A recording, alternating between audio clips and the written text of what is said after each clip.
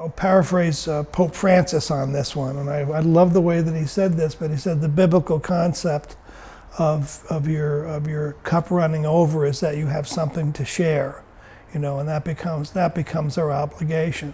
And he said so often today people go looking for a bigger cup.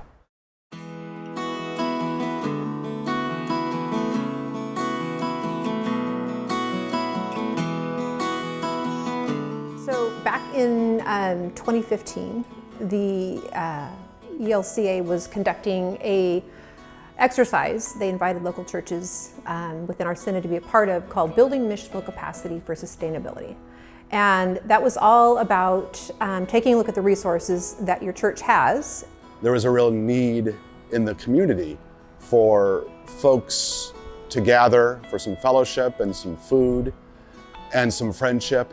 And we at King of Glory thought we might be able to fill kind of a gap that we saw.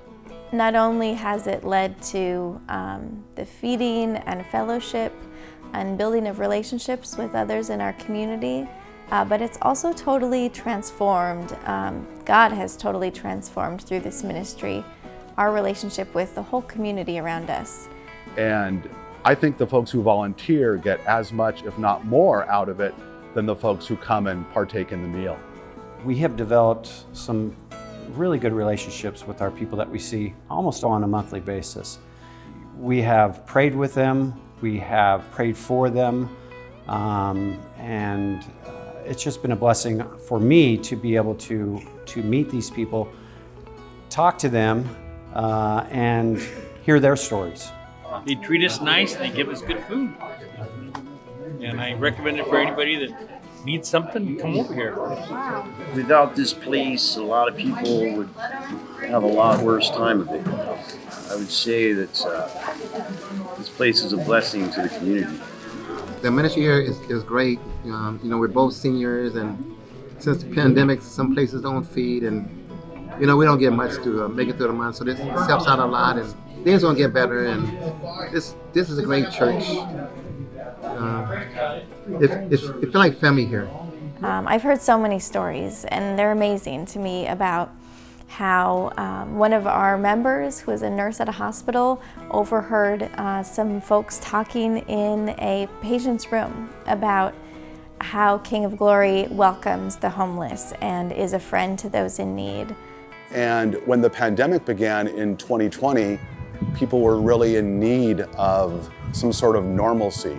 So while we couldn't gather in person during the pandemic and sit down for a meal like we usually did, we were able to do grab and go meals where folks could come and get a bagged lunch and a bagged dinner to go. But also to come to people that they were familiar with, that continued to welcome them in, make sure that they had their food, but also that they had sleeping bags, that they had resources if they needed health care, how to get information, how to get a mask. I mean, we gave out masks and other toiletries and things like that, and that never ceased all during the pandemic. Similar programs in other churches during COVID in those challenging times stopped their programs, and we're opening themselves up or feeding the marginalized and those that really needed the help probably the most. Life as we knew it was changing, and changing very, very rapidly, and that still did not absolve us of Christ's mandate, To provide for people who were not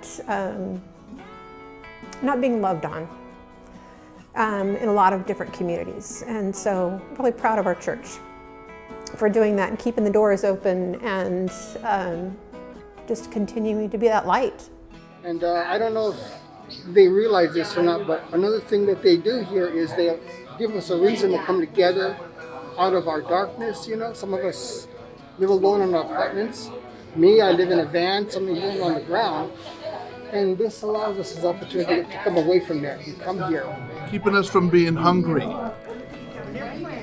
and being as an assistance and making us feel closer to the Lord.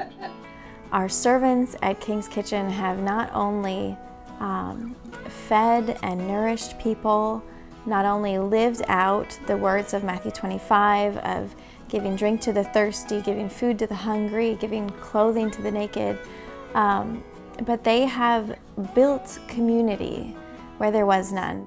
The need isn't always even the food that's being given. Oftentimes it's just a voice to somebody to recognize you as another child of God, to say, I see you. I've learned that if I can acknowledge a person, shake their hand, and do some simple gesture that shows that I believe in them, it can give them a bit of hope. And everybody needs a little bit of hope. It's really been an incredible ministry that God has blessed us with.